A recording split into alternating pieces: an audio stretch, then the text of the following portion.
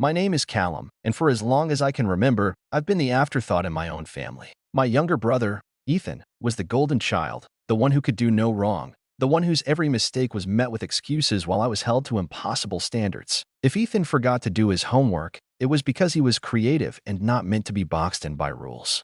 If I forgot, I was lazy and irresponsible.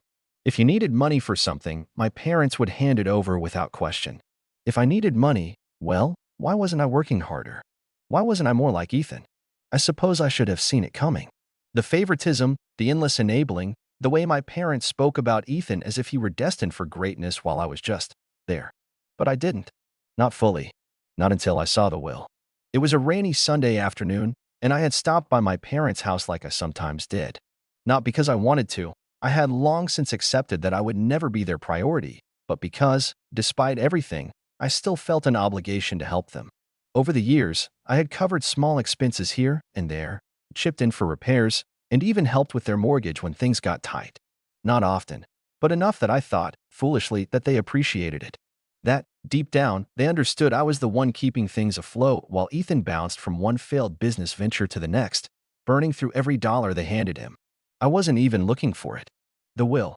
I had gone into my dad's study to grab some documents for him. He had asked me to, probably because he didn't feel like getting up, and there it was, sitting on his desk. A stack of neatly typed papers with a bright yellow sticky note on top. Finalized will, do not misplace. Now, I don't consider myself a nosy person, but something about it made me pause. Maybe it was the fact that I had been hearing them talk about making things official for months. Maybe it was the way my mother had mentioned, in passing, that Ethan would be set for life. Or maybe, deep down, I just knew. I flipped through the pages, skimming until I found what I was looking for. Everything, the house, the savings, the investments, was going to Ethan. My name wasn't even mentioned. Not once. I stared at the paper for a long time, my stomach twisting. It wasn't even about the money. It was the principle. After everything I had done for them, after all the times I had stepped in when Ethan couldn't be bothered, I was still nothing to them. A backup plan at best, a source of extra income when they needed it. But never a son, never an equal. I could hear my parents talking in the other room, laughing at something on TV. Completely unaware that, in that moment, something inside me had shifted. I put the will back exactly as I had found it, walked out of the study, and sat down on the couch as if nothing had happened. But in my mind, a decision was already forming. They had made it clear where I stood in their lives. Now, it was time for me to act accordingly. I sat there, pretending to zone out to the noise of the TV, but inside, my mind was racing. I could feel my pulse quicken as the weight of what I had just seen settled in. The lie was so obvious, so blatant, and yet I couldn't bring myself to confront them. Not yet. I wasn't ready to show my hand. I stayed on the couch for a while, silently watching my parents. They were in the middle of a conversation about some new show they were watching, completely unaware of the storm brewing in my mind. My mother, as always, was fussing over some small detail, her hands flitting around like she was orchestrating everything in the room, while my dad was slouched in his chair, half watching, half dozing. It was so typical, so painfully normal. But everything had changed. Finally, I cleared my throat. Hey, I was, just curious about something, I said, my voice sounding a little too casual even to my own ears. I had to play this cool. I couldn't let them sense anything. Both of them glanced over at me, as if they hadn't expected me to say anything. I could tell they were surprised I'd even spoken up. Maybe they thought I was just some background noise in their lives. What is it, Callum? My mom's tone was distracted, like I was interrupting her mental checklist for the week. I feigned nonchalance, leaning back a bit on the couch, trying to make it seem like the question didn't matter. I was just wondering, about the will. I'm pretty sure I overheard you two talking about it. My dad raised an eyebrow. What about the will? He sounded defensive, but then he quickly masked it with a lazy shrug. It's all set up. Everything's going to Ethan and you. Don't worry, son. He waved it off like it was no big deal. My mother, sensing that my dad was getting a little too flustered, jumped in. Oh, don't listen to your father. It's all equal, 50-50 between you and Ethan. She smiled at me, though I could see the slight tension in her face. We wanted to make sure everything's fair. We've been talking about it for months now. 50-50. Equal. The words hung in the air like a sickeningly sweet lie. My stomach twisted again, but I kept my face blank. Right? I said, nodding slowly, trying not to let my voice betray me. Just wanted to double check. Ethan had never been good with money. Everyone knew that, but my parents had always made excuses for him. It's just that Ethan is going through a rough patch, my dad would say. Or, Ethan's been trying to start his own business, and it hasn't taken off yet. He'll get it together, though. Meanwhile, I was the one who'd helped pay for their mortgage when they couldn't keep up, the one who'd picked up the slack when Ethan's business ventures went south. And now, here I was, watching them lie straight to my face. But I didn't call them out. Not yet. I wasn't going to let them know how much it hurt, how deeply the betrayal cut. No, I'd play along. Let them believe they could fool me. I wasn't ready to show my cards, not until I had a plan. Good to know, I said, flashing a tight smile. I'll just, get going then. Things to do. I stood up from the couch and turned toward the door. Before I could leave, my mom called after me. Oh, Callum, just so you know, Ethan might need you to help with the bills a little more this month. He's really been struggling. I froze at the door, my hand on the handle, a bitter laugh bubbling up in my throat. Ethan struggling? That was rich. I turned around slowly, my eyes narrowing, but I didn't say a word. I just nodded. Of course. I'll talk to him later. And with that, I left. I had to get out of there before I said something I might regret. But I wasn't done. No, not by a long shot. This was far from over. As soon as I got home, I pulled out my phone, sat down, and stared at the screen. I could feel the anger building inside me, but I wasn't going to waste it. No, I needed to be patient. I needed to wait. And when the time was right, they'd see what it felt like to be left out. I just had to be careful, because this was going to get ugly. The next few days felt like a waiting game, but the more I thought about it, the more I realized just how far I'd been pushed. They thought they could use me, treat me like a safety net, all while pretending to care. But I was done. I had made up my mind. No more. I knew what I had to do. The first step was to cut the financial ties. It wasn't just the small stuff anymore. It wasn't just me paying for the occasional repair or sending a little extra money for groceries. This was bigger than that. It was time to cancel everything, every last little thing I'd been doing for them. So I started with the most obvious one, the mortgage. It wasn't much, but I had helped out a few times when they were behind. A couple of months, I'd chipped in a little here and there. Nothing major, just enough to make sure they didn't fall behind, enough to make sure they didn't have to ask for help. But now, they didn't need me. They had Ethan, the golden boy. I opened my bank app, stared at the screen for a moment, and then found the automatic payment I had set up for their mortgage. It had always felt like just another way I could be of use to them, but not anymore. I tapped the cancel button, just like that. The payment was gone. I hesitated for a split second, but then I thought about the will. The lies. The way they dismissed me, how they treated me like I was just there to fix their problems while they lavished attention on Ethan, the creative, one who never had to lift a finger. No more. The next step was the utilities. The electricity bill, the water, the gas. I had been covering some of that, too, when they were behind, as I was often the one they'd call when the bills piled up. Callum, could you help with this one? Just this month, they'd ask. And, like a fool, I'd say yes. No more. I pulled out the monthly payments and canceled everyone. It wasn't even about the money anymore. It was about sending a message. I didn't stop there. I thought about the car repairs I'd paid for when their old sedan started having issues, or the countless times I'd sent money when they needed a little extra for groceries, only for them to throw a lavish dinner party for their friends while I was left to scrape by. I went through my records and pulled up every transaction. Everything. If they thought Ethan was going to cover their expenses, then let him. When I finished, I just sat there for a moment, letting the gravity of it all sink in. There was no turning back now. They would have to face the consequences of their actions. Ethan could step up, or they could face the reality of what it meant to burn bridges. But it wasn't just about the money, it was about control. They thought they could manipulate me, make me the invisible one, the one who always had to be there, always had to help. Well, now they'd see what it felt like when that crutch was taken away. I went through the rest of the evening with a kind of calm, detached satisfaction. My parents hadn't even called. They hadn't noticed yet. Ethan probably hadn't noticed either. But they would. They would soon enough. A few days passed in silence, but then came the first message. It was my mom, texting me out of the blue, and it made my blood run cold. Callum, the mortgage is due. No greeting. No small talk. Just that simple demand. It was exactly like I thought it would be. But this time, I wasn't going to help. This time, I was done pretending that they could continue using me as a fallback. I took a deep breath. My fingers hovered over the screen. For a moment, I considered ignoring it. I could just pretend like I didn't get the message. But that wouldn't be satisfying enough. I wasn't going to just leave them hanging.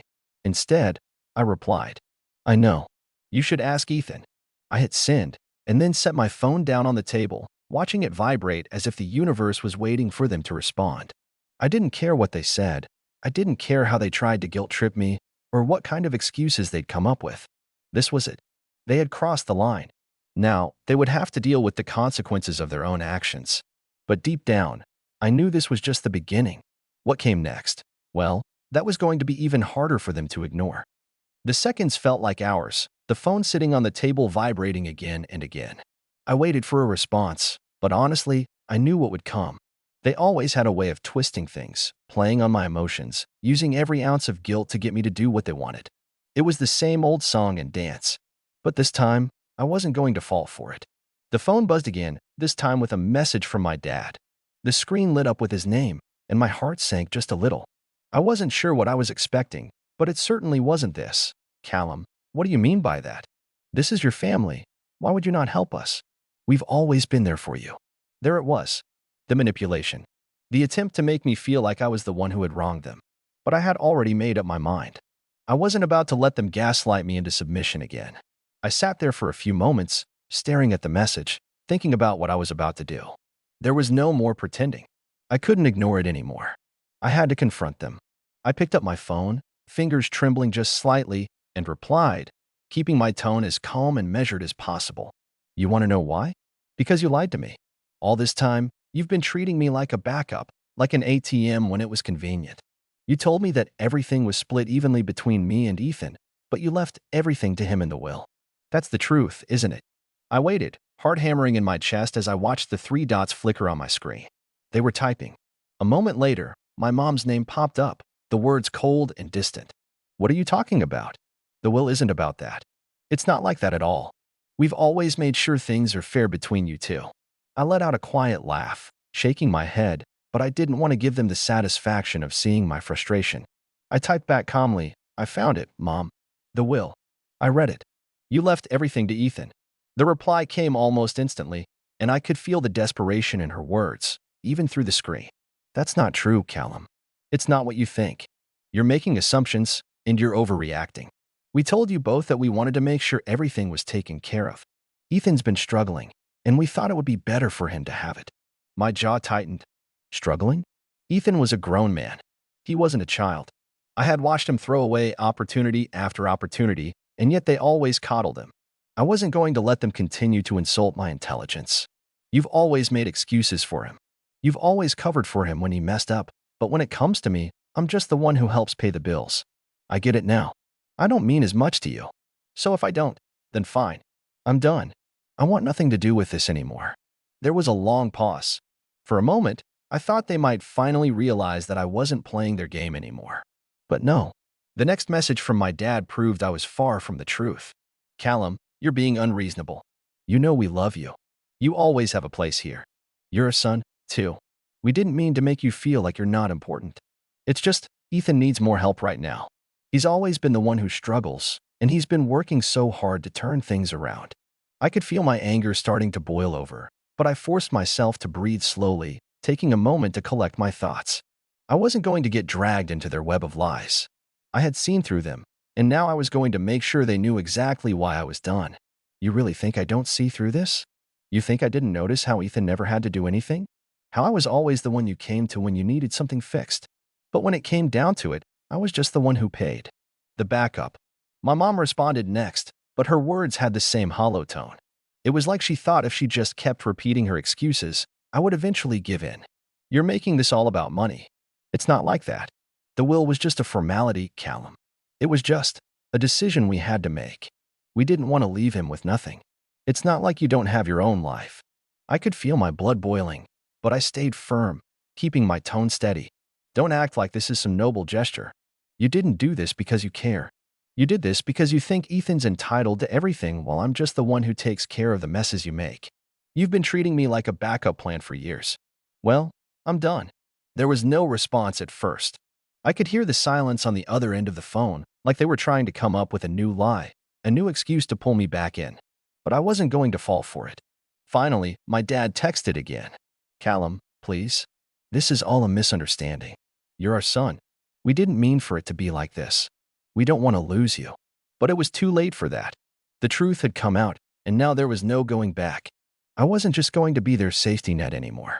I wasn't going to pretend everything was fine while they built their lives around favoritism and lies. You already did. And I'm done. I hit send and stared at the screen, letting the weight of it all settle in.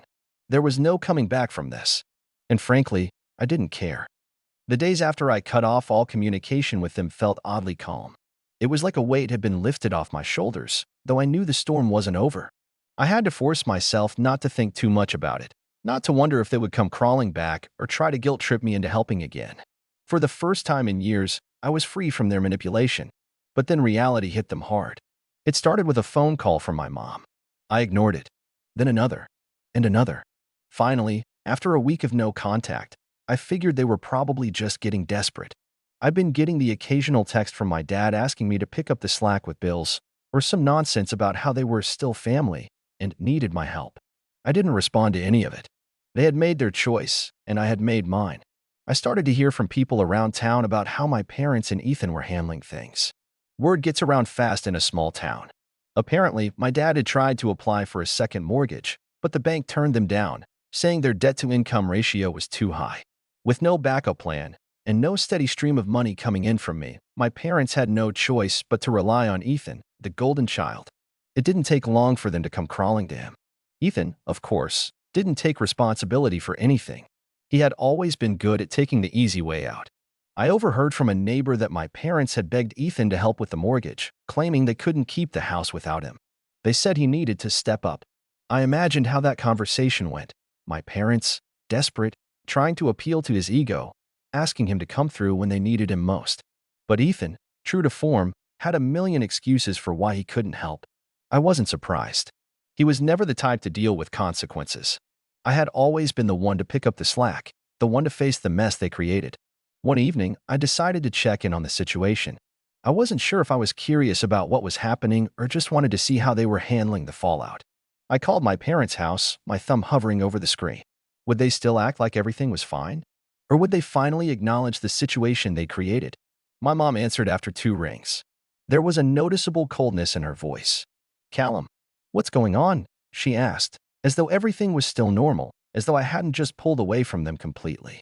I stayed calm, though I could feel a certain satisfaction building inside me. Nothing much. Just wanted to know how things were going.